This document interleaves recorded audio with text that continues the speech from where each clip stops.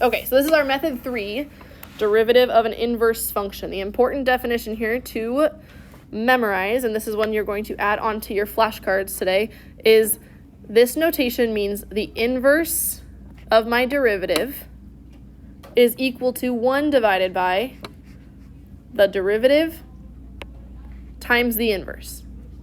Okay? Evaluated at that point. There is a fancy little kind of proof that goes with this. I'm not going to bore you with the whole thing, but I do want to make one comment about inverse functions. If I was trying to see if a function is an inverse, we would test the fact that f of g of x, if simplified, that equals x. Do you guys remember that from pre-calc? And same thing, g of f of x is equal to x. If we actually took the derivative of both sides of this, we would end up with this function of 1 over f prime f inverse of x. Okay, if you would like to see that done, you can come ask me at a different time. I'm not going to bore you with that right now, okay, because we've got other stuff we got to get through. So, but it comes from this idea of an inverse has to equal x, okay, when evaluated. All right, this first one starts off nice and easy because we're given a lot of information that we need to solve this. So we've got a function, okay, f of x equals x cubed plus 2x squared plus 1. It says g of x is going to be the inverse, and g of 2 is equal to negative 1. So I'm going to do a bunch of color coding on this notes. I would maybe suggest you do the same. It might help you when you're going back and looking at this. So g of 2, or f inverse of 2, is equal to negative 1.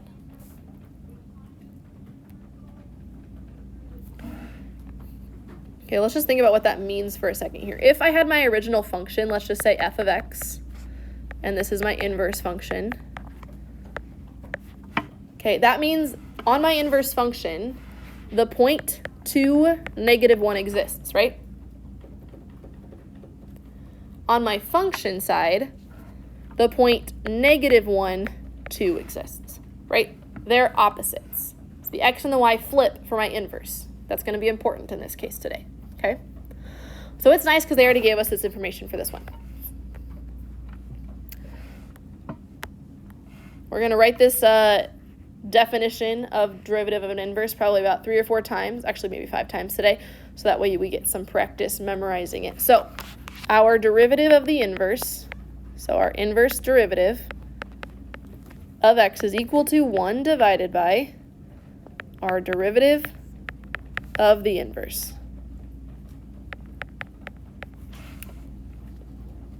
That's just the generic definition. Okay, now let's plug in what we actually know. We're looking at g prime of 2. G prime of 2 is what I want to evaluate. That really means we're looking at the inverse derivative at 2. Because we know that g of x is equal to the inverse, right, of x. So here I've got 1 divided by f prime of f inverse of 2.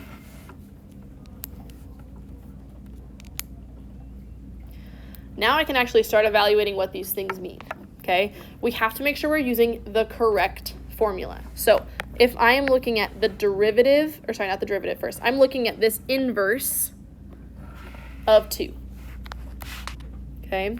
What is the inverse of 2? Weren't we given that already? This one's nice because it gives it to us. So this is equal to negative 1. So I've got here 1 divided by f prime of negative 1. They gave us that point.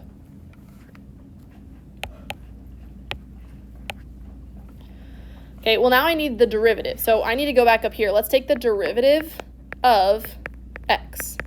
What's the derivative going to give me? 3x squared plus 4x, right?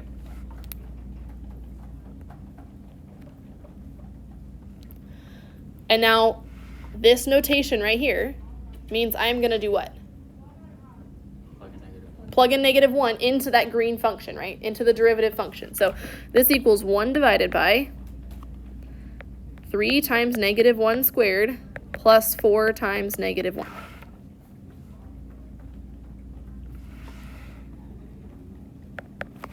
which we could simplify to be 1 divided by, that would be 3 minus 4, which gives me negative 1. So the derivative of the inverse of this function is negative 1.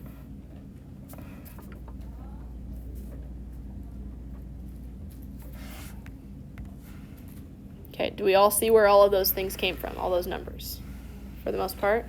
Okay, we're going to skip example 2 for a second. We're going to do example 3, okay? Okay. What is the difference from this example than the example that we were just given? We're not given the point, right? We're not given that g prime is equal to 5 or equal to 7, okay? We're just given the fact that x equals 3, okay? That's all we know. X equals 3 at that function. So we need to go ahead here. First, we're going to write our definition down. So our derivative of the inverse,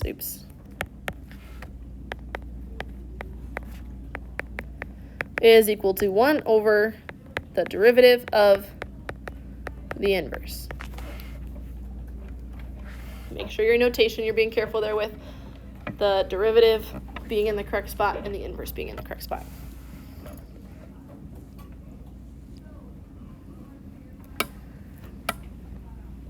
Okay, we are specifically looking at the point when x is 3, right? So I'm actually evaluating the inverse of the derivative at 3.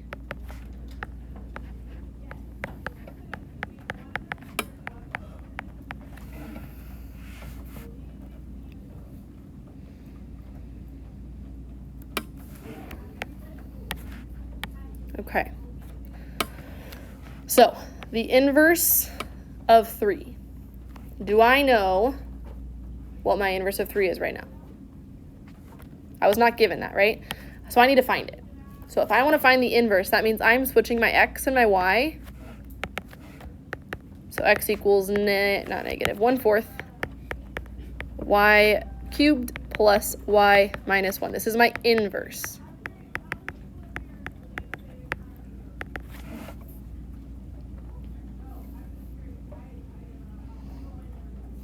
Well, if I know x equals 3, could I plug 3 in for x?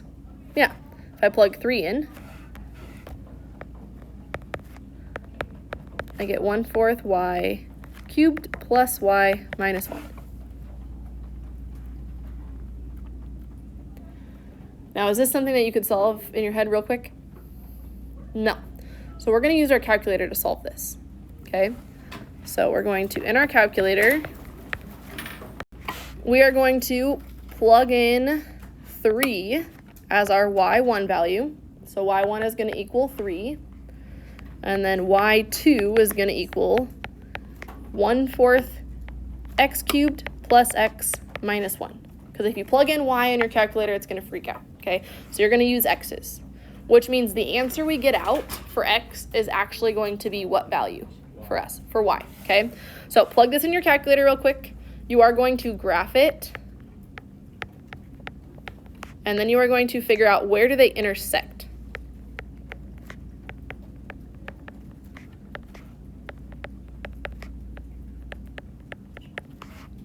Yes, so in your calculator, you guys got the answer 2, 3, but that was because my x value is what I plugged in, but I actually want it to be my y value, right? So your answer is actually 3, 2. Okay, so you're using your calculator as a tool to help you, but we've got to remember which one's our x and which one's actually our y value, okay? So this means that the inverse of 3 is equal to 2. Okay, because back here at the beginning, remember this was our whole inverse function. If I solve it, I get the inverse of 3, because I plugged in 3 for x, is equal to 2. So now that I know this piece, I can plug 2 in the bottom of my equation there, right? So now I've got 1 divided by the derivative of 2.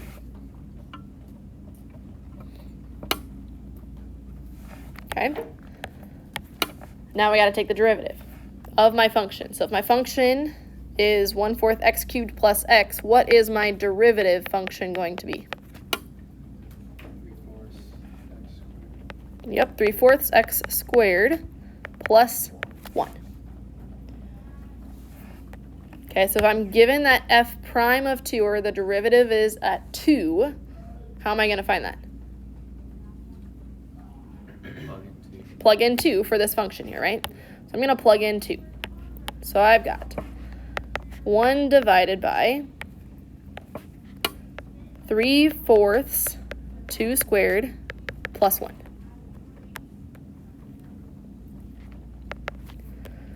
So this equals 1 divided by, this will be 3/4 times 4 plus 1. So if I simplify that, so 1/5? 1/4. Yes, 1/4 is your answer for that one.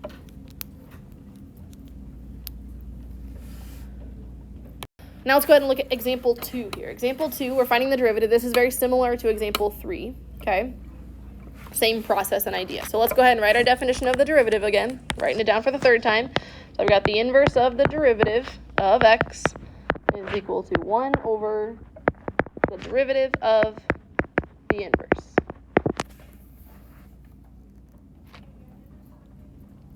Now I got to evaluate all these things.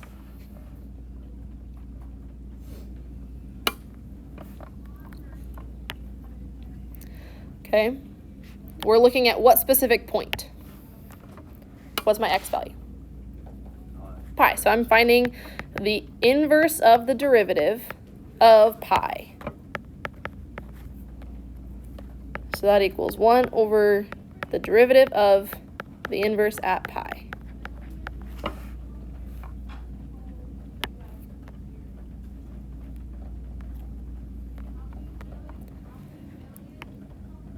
So I need to figure out the inverse at pi. First, that means I need to switch my x's and y's from my original function. So my inverse is going to be x equals y plus sine of y. But we're looking at x is equal to pi, so I'm going to plug in pi. So I have pi is equal to y plus sine of y.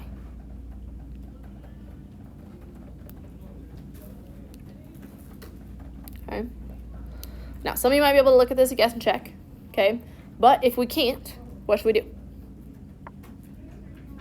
Plug this in our calculator, okay?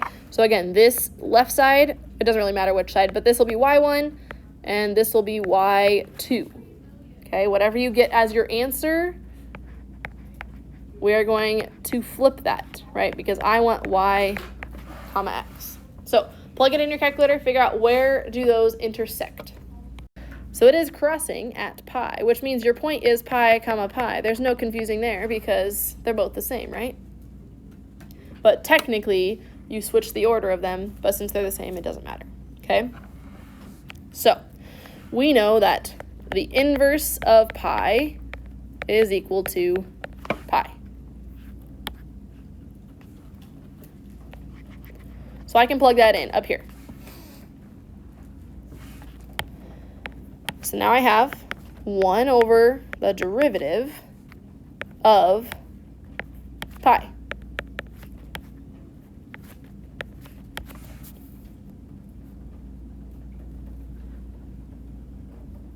Okay, now what do we do? Find the derivative. Okay, go ahead and find the derivative at pi and simplify your answer. Okay, so you're taking the derivative of our function and then plugging in pi. All right, so I got the derivative to be 1 plus cosine of x, and if I plug in pi in for my derivative of the inverse function, definition there, I get 1 over 1 plus cosine of pi. What is cosine of pi? Negative 1. So I get 1 over 1 minus 1, which is 1 over 0. What's my answer? Undefined, which means that not the limit, but the derivative, okay, the derivative of the inverse function does not exist.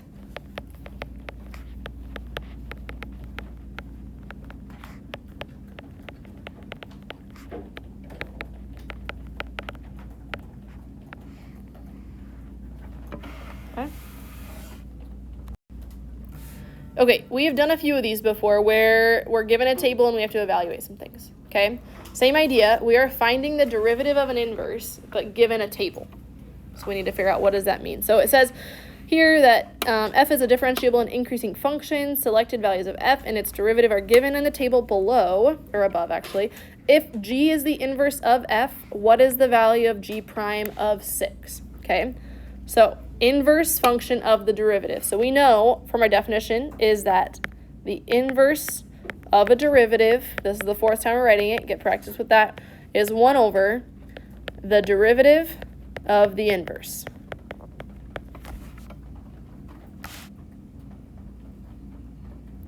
And I am specifically looking at what point? When my x value is 6, right? So I'm going to go ahead and rewrite this as 1 divided by f prime of f inverse of 6. And we need to evaluate this.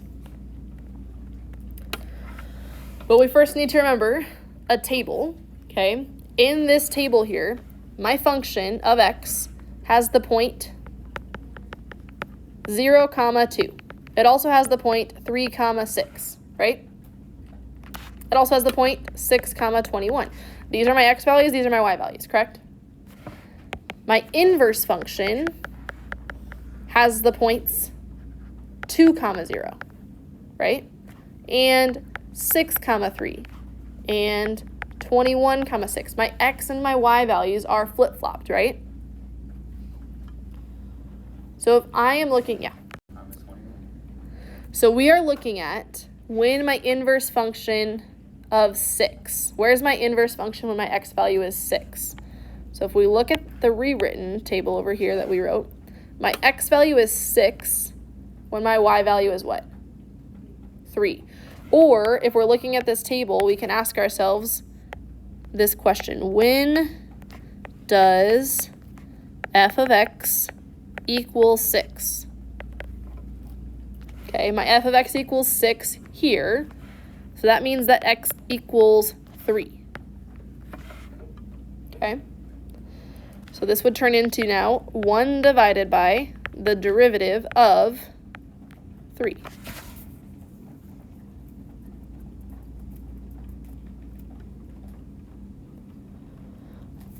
And now this one's not too bad for people to realize. The derivative of 3 is going to be what? 2. Derivative of 3 is 2. So this equals now 1 divided by 2. Okay? If it's a struggle for you to see what is your x value, what is your y value in terms of inverse, you could rewrite it as a table like I did over here on the side. Okay? Rewrite it as a table if that helps you. Look at when is your x value 6, when is your x value whatever it gives you. Okay? All right. These next two examples are the exact same. It's just given different values. I'll do one of them with you, and I'll have you guys do the second one by yourselves. So I'm going to rewrite this using my definition of an inverse. So this would actually equal 1 divided by g prime of the inverse of 1.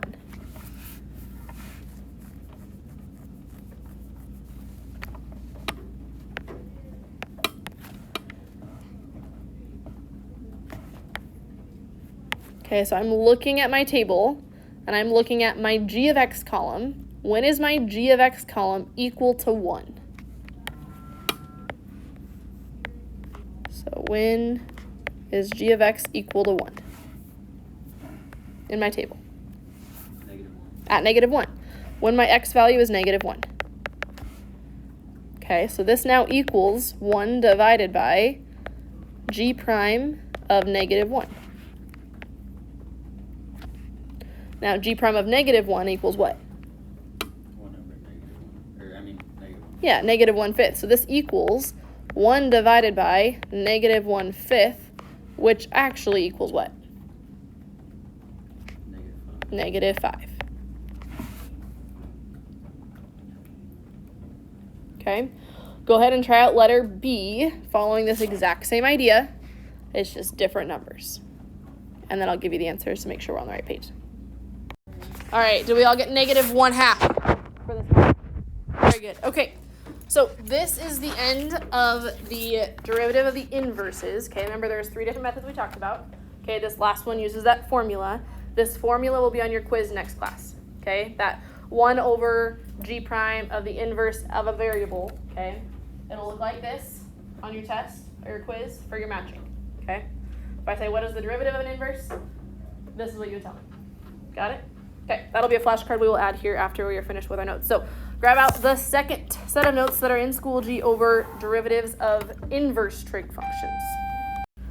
So this whole first page is basically just a reference sheet for you. You do not need to memorize these things. There's a lot of numbers on here and a lot of information, but we just need to be able to use that information, okay? So have we seen the notation arc sine before?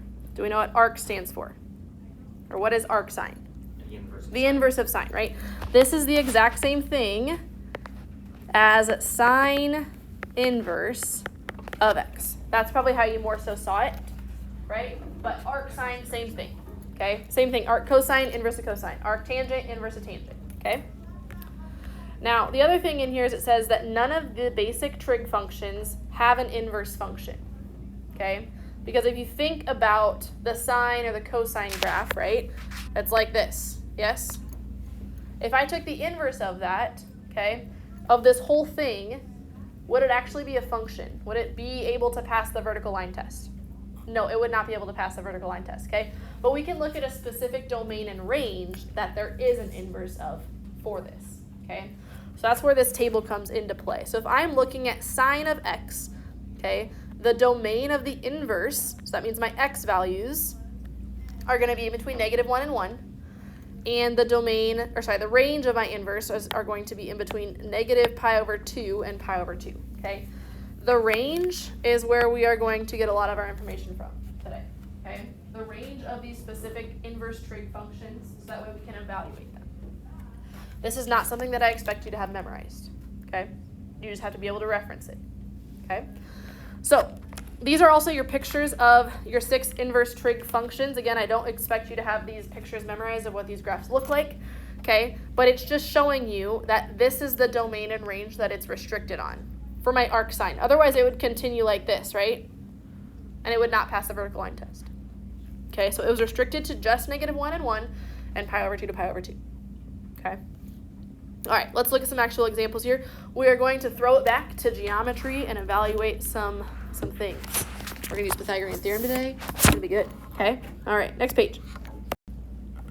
So, starting out here, example 1, it says to evaluate the following, okay? These first 3 we're going to be able to do without a calculator. The last one we're going to have to use a calculator. So, if I want to evaluate the inverse sine, this is the same thing as the inverse sine of -1/2. Okay? If I'm looking at the inverse, okay, that's really like the value of my normal function would be y, right? This is the x value of the inverse, but it's the y value of the original function. So I can evaluate this by saying sine of what is equal to -1/2, right? Because if I were solving this, you don't need to write this down, but I would take the inverse of both sides, right? The inverse sine of sine would cancel out, and that would give me sine inverse of -1/2. So that's why I can set up this equation of sine x equals -1/2 and solve, okay? But we're not going to solve by taking the inverse again, because that's kind of defeating the purpose here. We need to think to ourselves, think about our unit circle. At what value, okay, is my sine value going to be -1/2? And we have to look at our domain and range restrictions, okay? So if you go back to the previous page, for sine, it says that the range restriction is from pi/2 to -pi/2, okay? So at what value on the right side of your unit circle is it going to give you a -1/2 sine? So that means a -1/2 y value. What value is that going to be at? 11 pi over 6. Or you could say -pi/6, right? Same thing. Those mean the same exact thing, yes? Yeah. It's in the same position, right? It's just going around it this way versus just going down. Okay, it still gives you that same value. So I would accept either answer there. Okay. And again, this range value I got from that previous page. All right, letter B here, I've got arc cosine of 0, which means this is the inverse cosine of 0. Inverse cosine, if you look at your previous page, your restrictions are from 0 to pi. So your range values are from 0 to pi. Okay, I'm looking at the range because if I have the inverse, right, this inverse is actually the y value. Yes? Okay. So when on this interval is cosine of x equal to 0? Cosine is 0. At 0. Which, wait, not 0. Pi over 2, right? This value right here is, yes, pi over 2. So x is equal to pi over 2. Okay, so this answer is pi over 2.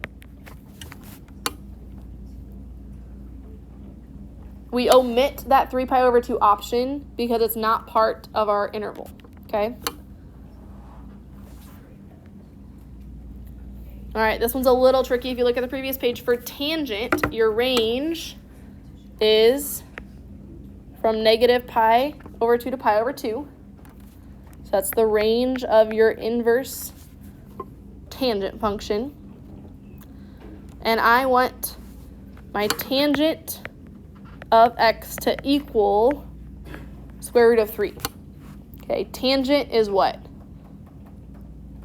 Sine over cosine, right? So I want sine of x over cosine of x to equal the square root of 3. Well, this one's a little tricky. Let's look at the unit circle real quick here. Okay, so we know that x has to be pi over 3. So this would equal pi divided by 3.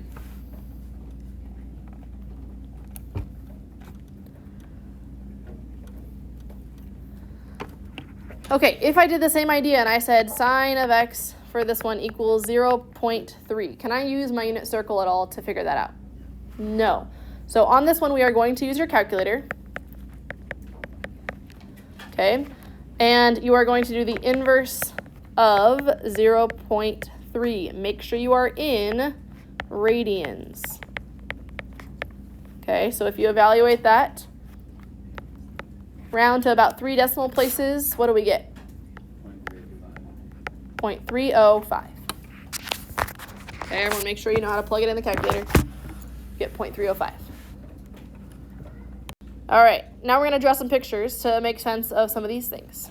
Okay, so letter A says sine of tangent inverse of 3/4. I want you to plug that in your calculator really quick. Okay, sine of tangent inverse of 3/4. On our calculator, you should get 0.6. Okay, now if this was on a non-calculator portion of your test or your quiz, you can evaluate this without a calculator. Okay, let's talk about how. We're going to draw ourselves a triangle. Oh. I don't know how to draw a triangle on Explain Everything. Oh, maybe I do.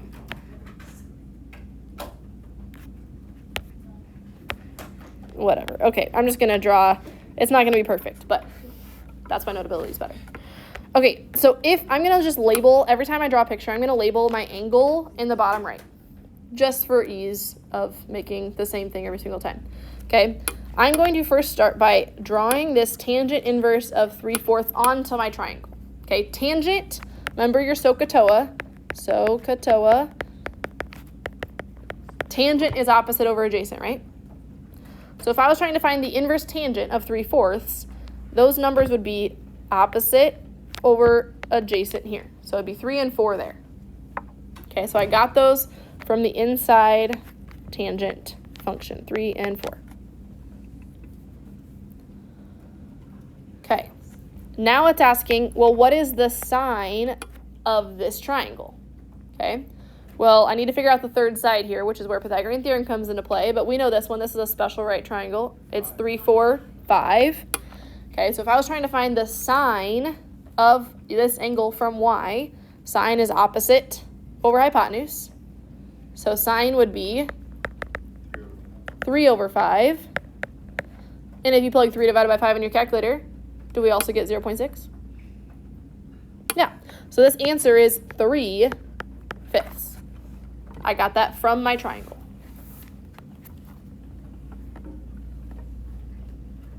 Okay. Yeah. Okay, same idea. I'm going to start with that inside function there, sine inverse of 1/3. So I've got my triangle, and I've got my angle, and sine inverse is 1/3. So that means my sine values from this angle are opposite 1, hypotenuse 3. Okay, that was from this inside piece. Now I need to figure out the secant from that angle as well. But first, before we can do that, I need to find my third side, okay? So let's label this A. We got to do the quick Pythagorean theorem here. So I know 1 squared plus A squared is equal to 3 squared. So that means A squared has to equal 8, which means A is equal to the square root of 8. Okay? No need to simplify this any further. Let's just leave it as the square root of 8. Okay? So this long side here is the square root of 8. We okay with that? Okay? So now from this angle here highlighted in red, that y angle, I need to find the secant from that angle. Well, secant is equal to what? 1 over cosine. So I really want to find the cosine of y, and then I'm going to plug that value in, okay? So cosine of y from that angle of y is adjacent over hypotenuse, right? So that would mean this is equal to 1 divided by the square root of 8 divided by 3. Cosine from this angle here is square root of 8 over 3. Okay? So this is my secant of y that I'm evaluating. So if I simplify this, this would be dividing a fraction is like multiplying by the reciprocal. So this is actually 3 divided by the square root of 8. So this is your answer for this function right here. So 3 divided by the square root of 8. Okay? You do not need to simplify this. Okay? I am not going to have you rationalize fractions and things, mostly because it's going to be quicker for me to grade if you don't. Okay? If you do, I will obviously check it, but you don't have to go any further. Okay? Let's plug this one in the calculator and see what we get. We should get 3 divided by the square root of 8 again. So secant obviously is not in there, but you can do 1 divided by cosine, but make sure you put cosine in parentheses of your inverse.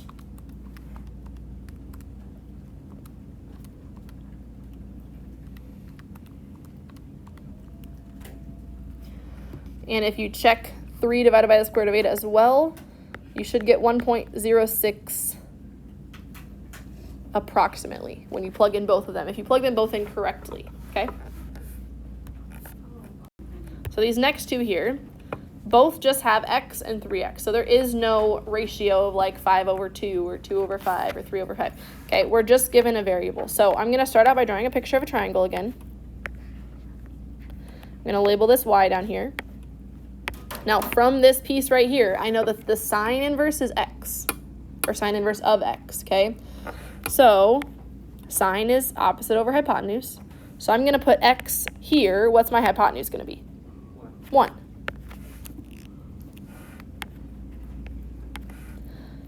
Okay, now I need to figure out the cosine from that same angle. But in order to do that, I need to figure out what does that other side equal, okay? So we got to do Pythagorean theorem. So a squared plus x squared equals 1 squared, which means a squared equals 1 minus x squared, or a is equal to the square root of 1 minus x squared. Where'd you get the 1 from? Okay, so now that I have that third side, I can find the cosine from that angle. So cosine from this angle of y is equal to the adjacent over the hypotenuse. The adjacent is just 1 minus x squared.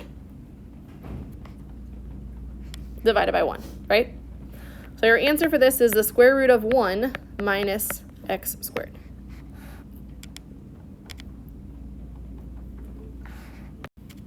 All right, letter B, I've got sine of arctangent of 3x. This is the same thing as tangent inverse of 3x, okay? So I'm going to draw myself a picture here. Put my angle down on the bottom. Now I've got 3x.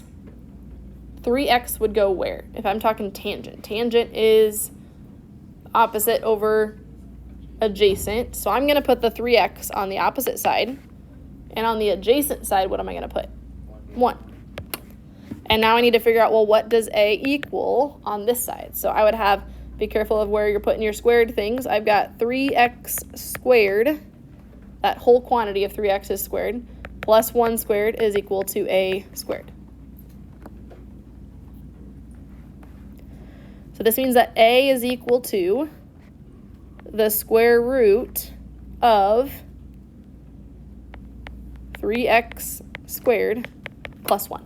Or you could write it as 9x squared plus 1. Those mean the same thing.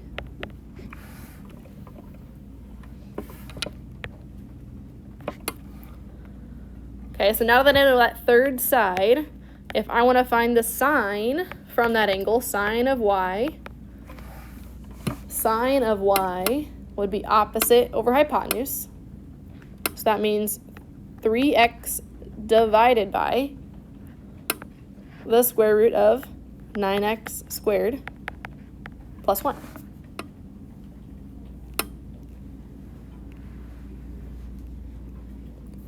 So this answer is 3x divided by square root of 9x squared plus 1. Questions on that? Okay. Now, the very bottom of this page is all of our definitions of inverse derivatives, okay? I'm going to kind of show you, just like we did last time with natural logs or taking like log properties in order to simplify derivatives. There's a formula, but there's also a way to get to that formula if you forget the formula, okay? But right now, I just want us to take a second and look at these, okay?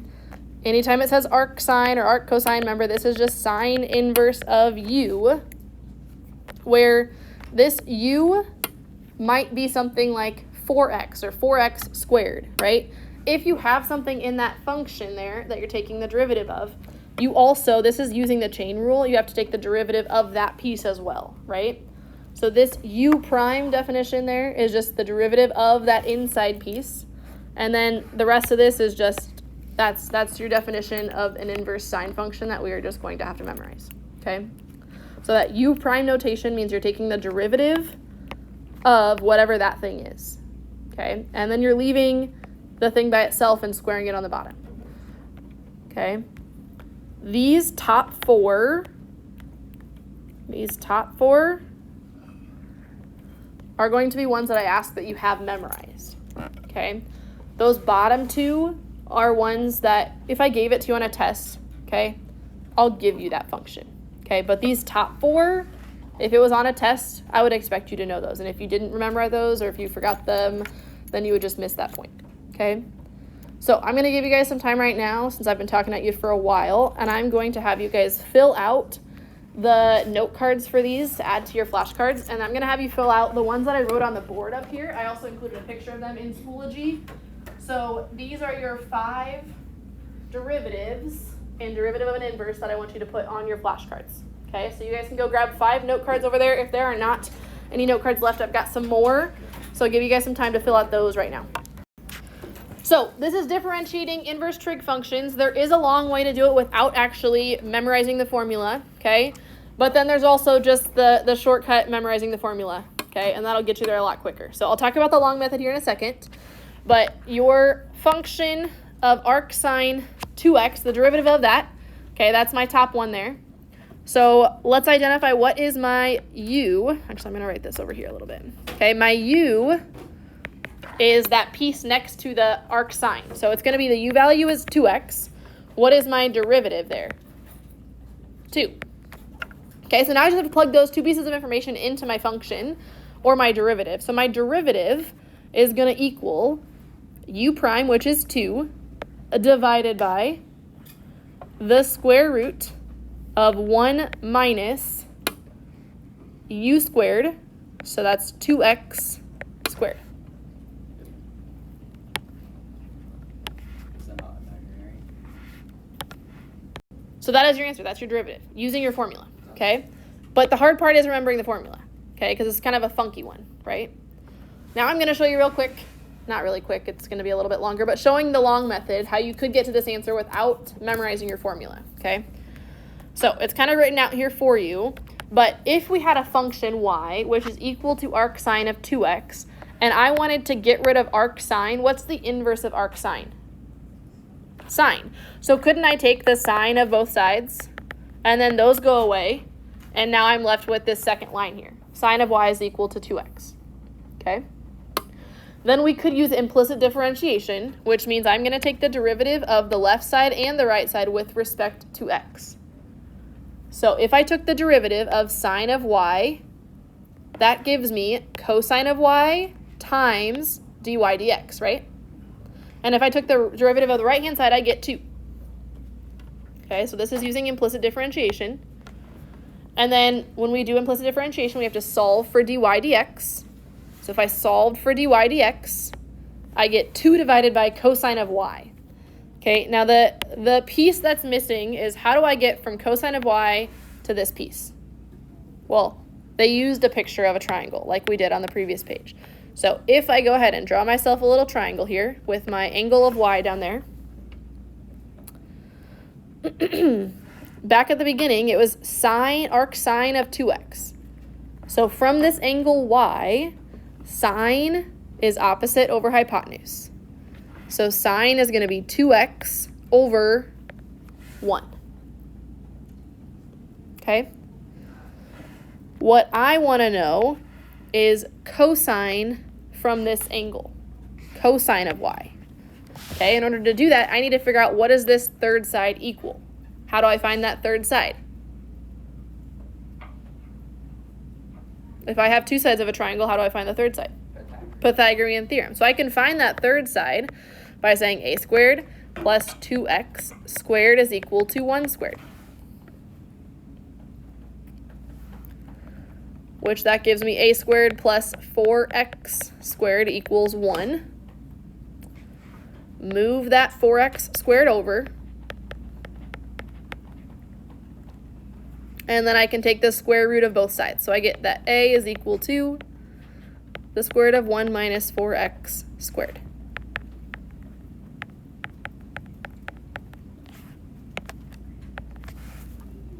Okay, so from here, how do I find the cosine of this angle? Cosine is adjacent over hypotenuse.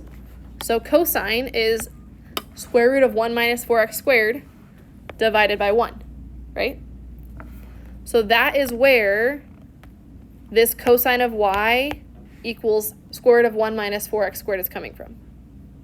Okay, so you can solve for the derivative of these inverse tangents and cosines and sines and all that things by drawing yourself a little picture of a triangle and solving for that third side. Okay? Or we can just memorize the formula and it's one step. Okay? See the pros, cons? Yes? Okay. All right. Letter B. I'm going to show you both ways again for this one, and this is the last time that I'm going to show the long way, because that's only more of like a tool if you're struggling to memorize those things that you can use to help you get there, okay? So let's start out with the long way here. So I know that we're going to say y is equal to, I'm going to say inverse tangent of 3x. Okay, if I want to get rid of inverse tangent, I take the tangent of both sides. Tangent of y equals tangent of tangent inverse of 3x. These now cancel out.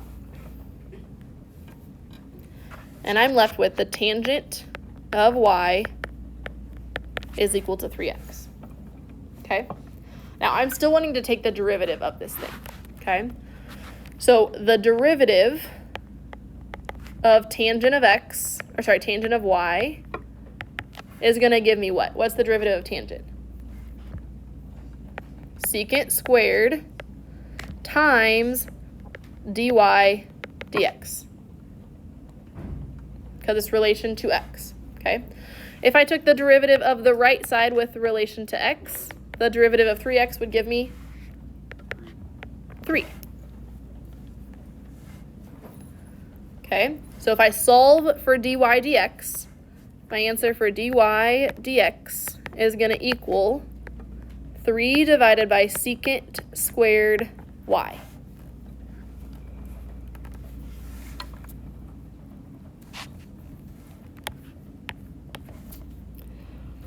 Okay, but I need to now figure out what does secant squared of y equal. So I need to draw myself a picture, okay?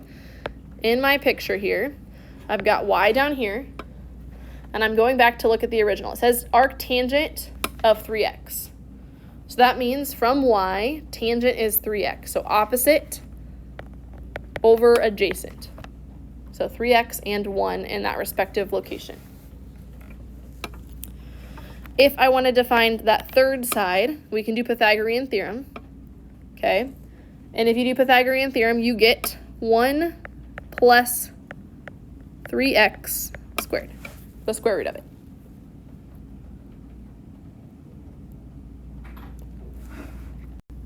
Okay, so what's secant?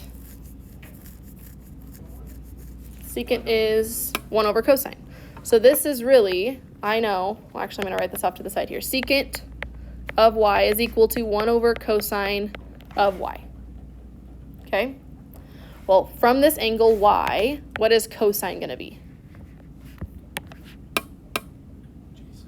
Adjacent over hypotenuse. So that would mean it's 1 over 1 divided by the square root of 1 plus, I'm just going to put 9x squared. Okay.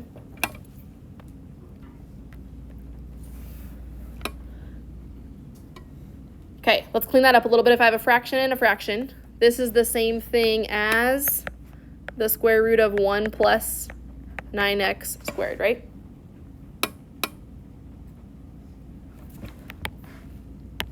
Okay, so that is secant y. I actually want secant squared y, which means when I plug this in, I get 3 divided by this thing squared. So when I square that thing, what am I going to be left with? 1 plus 9x squared. That's our answer the long way. All that work, all that good math. Or we can just memorize the formula, okay? The formula for tangent of 3x, that's the third one up here on the board, okay? What is my u value and my u prime? So my u is the stuff in those parentheses. What's u going to be? 3x. And the derivative of u is just 3. Now I'm plugging those things into my formula, okay? That would mean I have u prime, which is 3 on top, divided by 1 plus u, which is 3x squared. Okay? Are these the same thing? Yeah, the one on the left is just simplified one step more than the one on the right. But those are the exact same thing, and it's a lot quicker to get there. Okay? So that's the last time I'm going to show the long method, but you can do the long method if you forget what your answer is for your derivative here. Okay? All right, last two, we're going to just use our formula. Okay?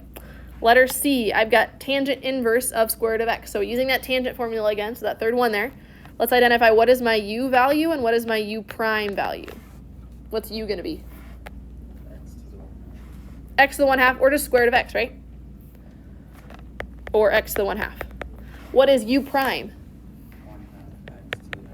1/2 x to the negative 1/2, or same thing as 1 over 2 square root of x. So let's plug those things in. Into my formula there, I've got u prime on top. So I've got 1 over 2 square root of x, or 1/2 x to the negative 1/2. And that is all divided by 1 plus square root of x squared, right? Which obviously this can be simplified. You can leave it just like this though if you would like, okay? Or we could simplify it and you'd have 1 over 2 square root of x times 1 plus x. These both are the exact same thing. One of them is just more simplified, okay? The only real reason you're going to need to simplify something over here is if it was like a multiple choice question on a test or an AP test. Otherwise, this is perfectly fine for you guys for evaluating whatever you need, okay? All right, last one here. Letter D, I've got the derivative of secant inverse, okay? The inverse is secant e to the 2x, and then that whole thing is squared.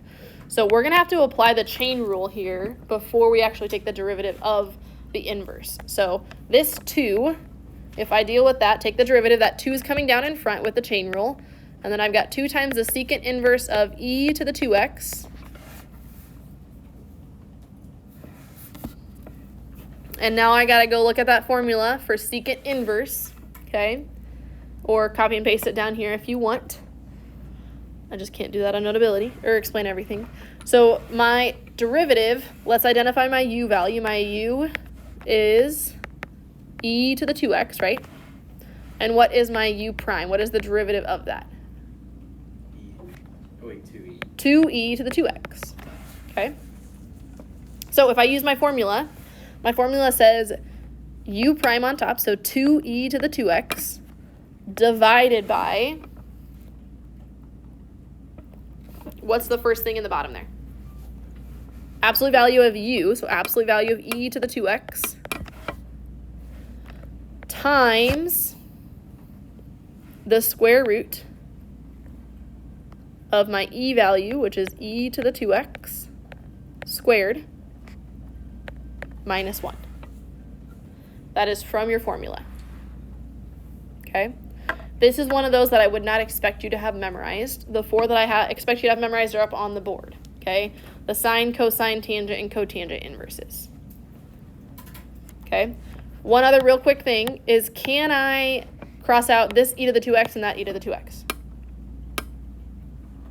No, because that one on top is with the function secant, right? But I could cross out this e to the 2x and that e to the 2x. That would be okay, okay? And I could do some more simplifying here, but this is your answer, and that's fine. You don't have to do anything else, okay?